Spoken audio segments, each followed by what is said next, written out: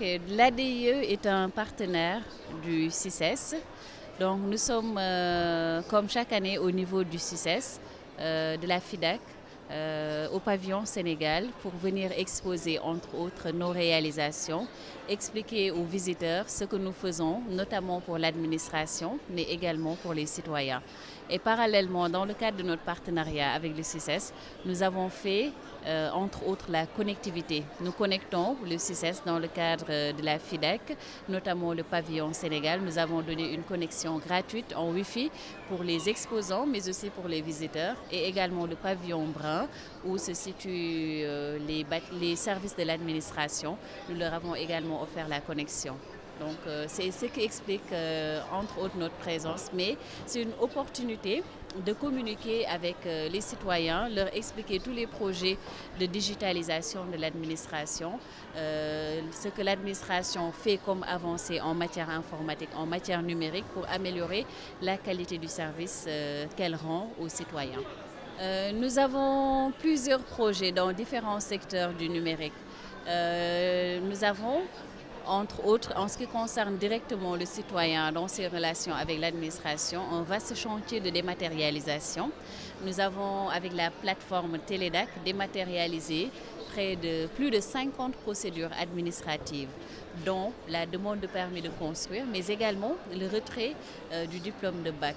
Donc c'est des solutions, c'est des démarches que les citoyens sollicitent très souvent au niveau des services administratifs, et en intégrant l'aspect dématérialisation, nous avons aidé à faciliter les relations entre le citoyen et l'administration. Donc en étant ici, nous leur expliquons ce que nous avons eu à faire et nous leur donnons les informations par rapport aux avancées dans le secteur de la dématérialisation.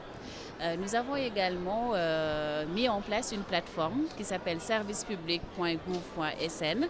C'est une plateforme où on a regroupé plus de 750 procédures administratives. Ce sont des procédures qui intéressent les citoyens parce que d'habitude, les citoyens pouvaient être confrontés à des problèmes d'information quand ils faisaient des démarches administratives.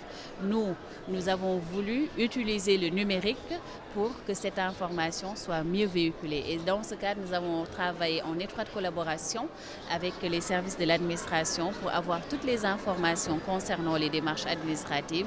On les a regroupées et on les a mis dans la plateforme qui est www.servicepublic.gouv.sn. De ce fait, le citoyen qui veut chercher un document n'aura plus à faire des appels incessants, ne sera plus perdu. Il pourra, en visitant cette plateforme-là, savoir quels sont les documents à fournir, quel est le service qui délivre ce document-là et quel est le délai de traitement pour avoir ce document administratif. Donc, nous sommes un peu dans ces chantiers-là concernant le service que l'on rend aux citoyens. Mais il y a également d'autres projets qu'on a, mais qui sont beaucoup plus qui concerne beaucoup plus l'administration.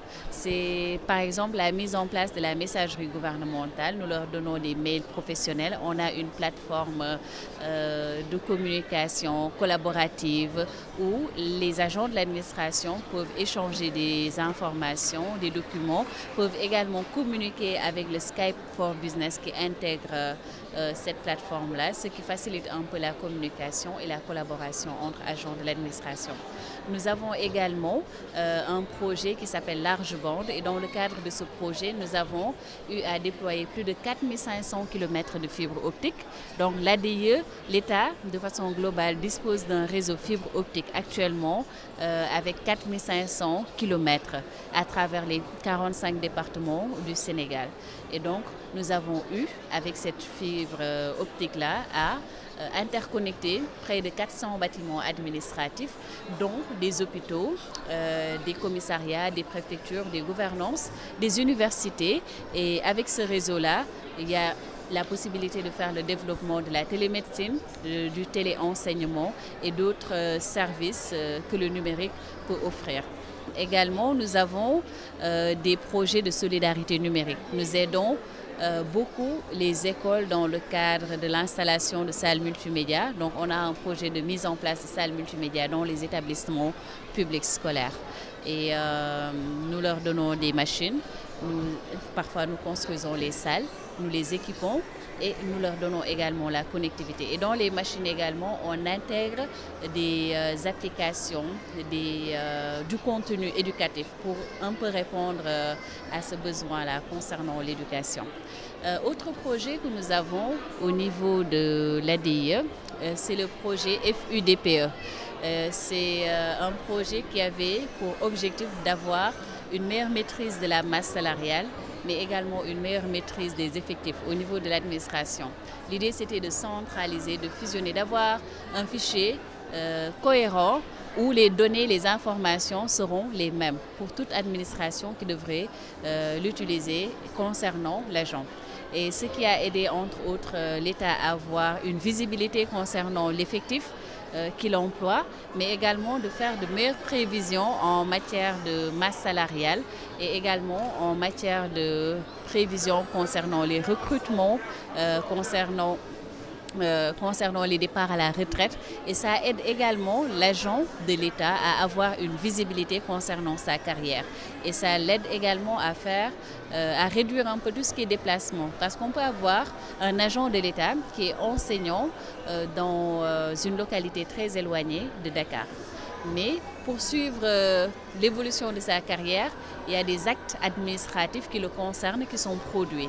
Et pour savoir où en est cet acte administratif, auparavant, cet enseignant pouvait quitter par exemple Kédougou pour venir jusqu'à Dakar, aller dans les bureaux pour savoir où se situait son dossier. Mais avec cette plateforme, avec ce projet FUDPE-là qu'on a eu à dérouler, il y a ce volet-là qui a été pris en compte. Donc l'agent n'aura plus à se déplacer pour voir où en est son dossier, l'évolution de sa carrière, et ce qui permettra également aux élèves qui étaient sous le giron de ce professeur-là, qui quittait parfois chaque mois 2 jours pour venir à Dakar s'enquérir de son dossier, d'avoir un quorum horaire en matière d'éducation assez satisfaisant. Nous sommes là globalement pour accompagner l'administration dans sa modernisation et dans l'amélioration de la qualité du service qu'elle rend aux citoyens sénégalais. Et donc, intégrer le numérique, l'informatique dans le